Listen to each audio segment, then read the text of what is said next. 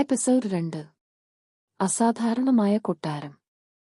ആദിത്യൻ ഗ്രാമത്തിന്റെ പ്രധാന സ്ഥലങ്ങൾ സന്ദർശിക്കുന്നു.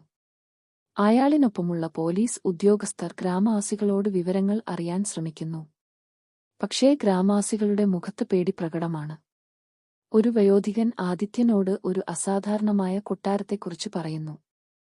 ആ കൊട്ടാരത്തിലേക്ക് പോയാൽ മടങ്ങി വരാൻ കഴിക്കില്ല, അത് ശാപത്തിന്റെ കേന്ദ്രമാണ് എന്ന് പേടിയോടെ പറയുന്നു.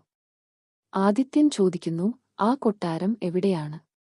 നിങ്ങൾ അത് കാണിച്ചു തരാമോ? കൊട്ടാരം സ്ഥിതി ചെയ്യുന്ന സ്ഥലത്തെ സൂചിപ്പിക്കാൻ വയോധികൻ മടിക്കുന്നു. സത്യം അന്വേഷിക്കാൻ ശ്രമിക്കരുത് എന്ന് അദ്ദേഹം ആദിത്യനെയും മുന്നറിയിപ്പ് നൽകുന്നു.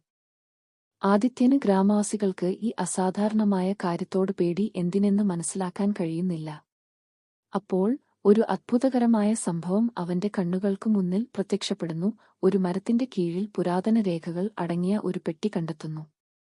അയാൾ പെട്ടി തുറക്കുമ്പോൾ അതിൽ ഫോട്ടോകളും മങ്ങിയ എഴുത്തുകളുമുള്ള രേഖകൾ കാണപ്പെടുന്നു. ആദിത്യന് ഈ എഴുത്തുകൾ വായിക്കാൻ കഴിയില്ല, എന്നാൽ അവ വളരെ പ്രധാനപ്പെട്ട വിവരങ്ങൾ കൈമാറുന്നുവെന്ന് അവൻ തിരിച്ചറിയുന്നു. രാത്രി ആദിത്യൻ പെട്ടിയിൽ നിന്നുള്ള തെളിവുകൾ പരിശോധിക്കുന്നു. അപ്പോൾ ഒരു ദുരൂഹമായ മനുഷ്യ ആകൃതിയെ അവൻ നിഴലുപോലെ കൊട്ടാരത്തിന് സമീപം നടക്കുന്നത് കാണുന്നു. ഇത് ആദിത്യനിൽ പേടിയും അത്ഭുതവും സൃഷ്ടിക്കുന്നു. ആ കൊട്ടാരം ശാപത്തുമായി യഥാർത്ഥത്തിൽ ബന്ധപ്പെട്ടതാണോ? ആ പെട്ടിയിൽ കണ്ടെത്തിയ തെളിവുകൾ എന്താണ് സൂചിപ്പിക്കുന്നത്? രാത്രിയിൽ കണ്ട ദുരൂഹമായ ആകൃതി ആരാണോ? ആദിത്യൻ ആ കൊട്ടാരം സന്ദർശിക്കാൻ ശ്രമിക്കുമോ? മറുപടി അറിയാൻ കാത്തിരിക്കുക. ശാപത്തിന്റെ പാതകൾ തുടരുന്നു.